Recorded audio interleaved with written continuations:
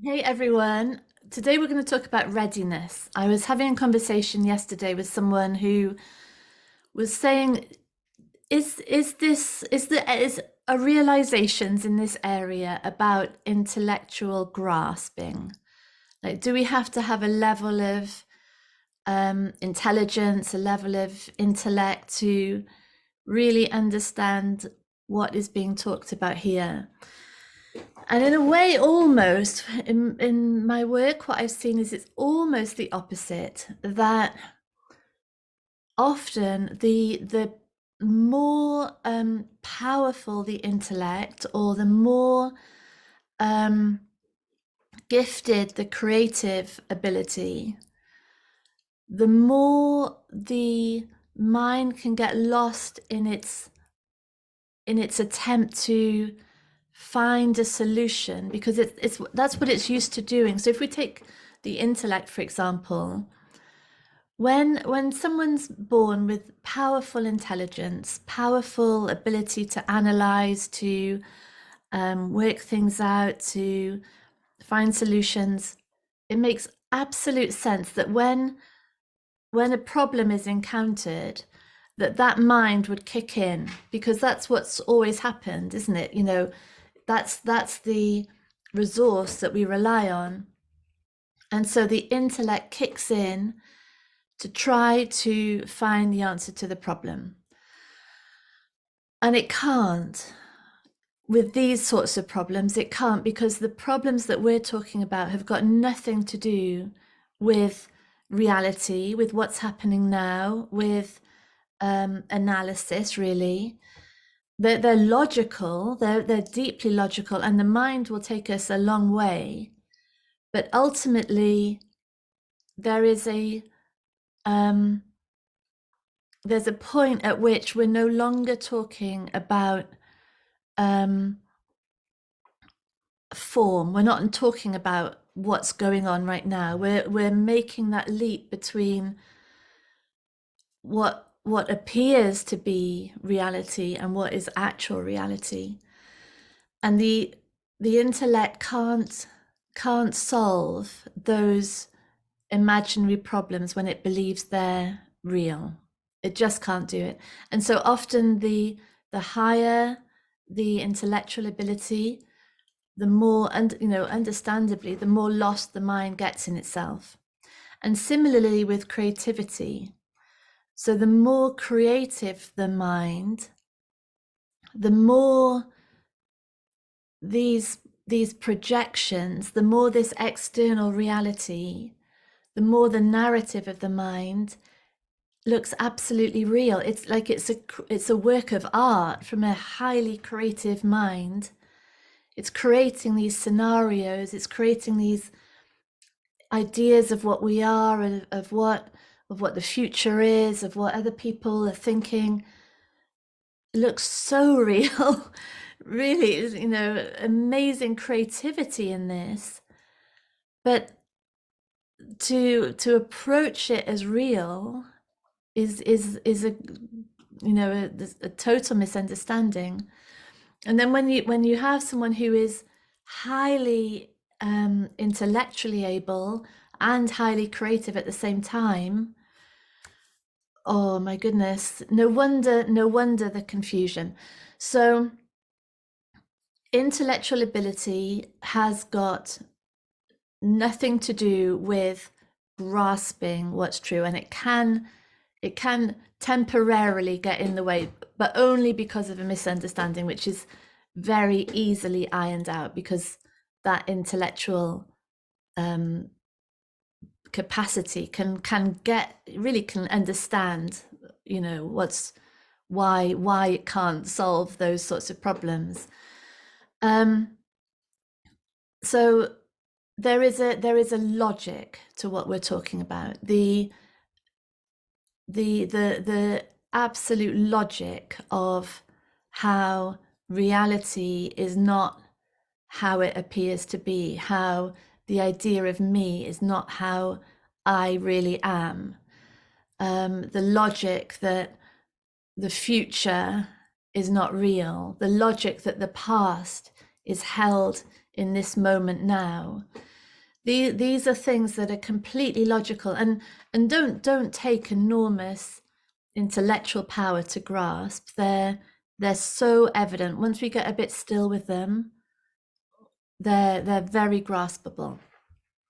But that doesn't really have anything to do with the deep transformational insight, which, as I see it, the deep transformation comes from readiness, and readiness comes from capacity to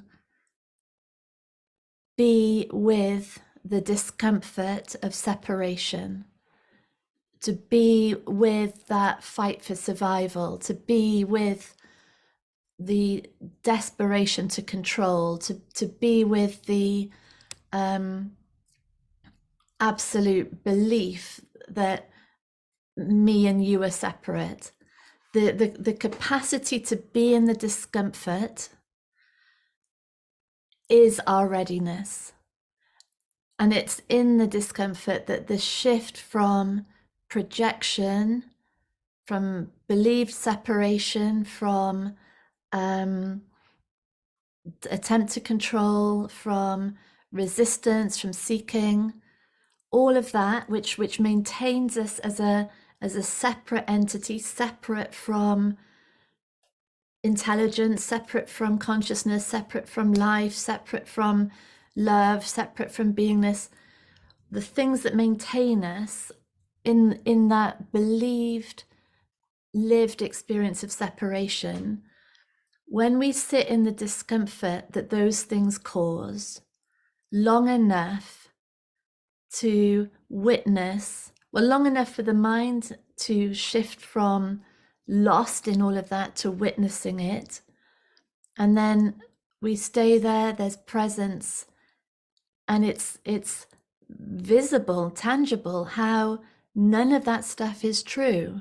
There's a lived experience that of the believed idea of ourselves as separate and isolated, as the doer, as in control, goes.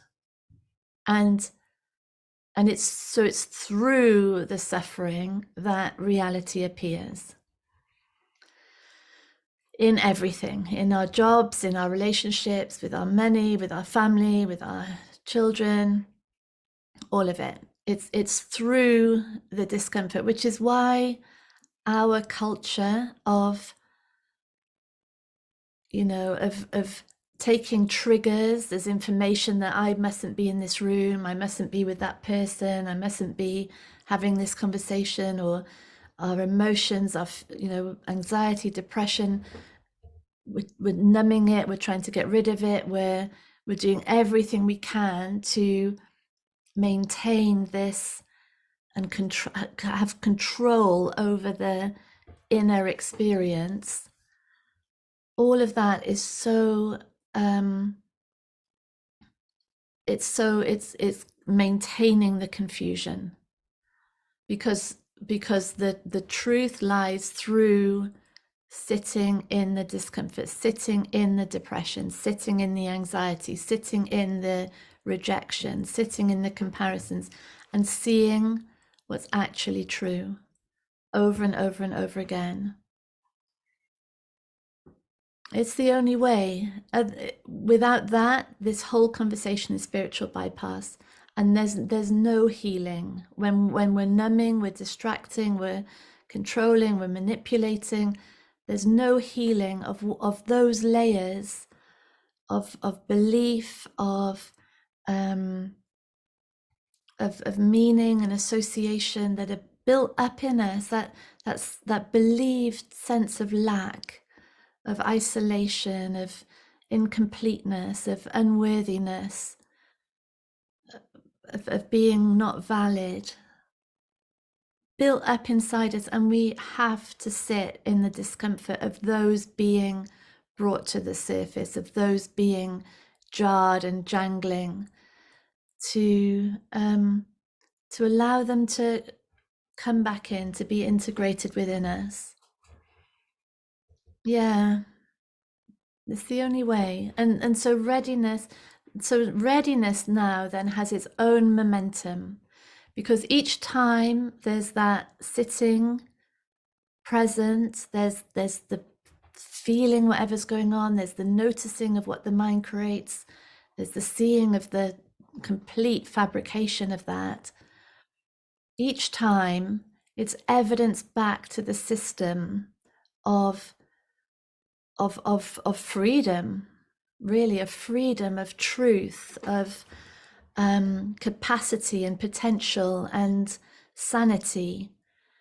And so each time now there's this sort of rumble of something that we might not want to experience. There might be an emotion coming in, and an event that we might feel challenged. There's like this more and more openness towards that because of what it will reveal. And then now it's got its own momentum, and then readiness really can take over.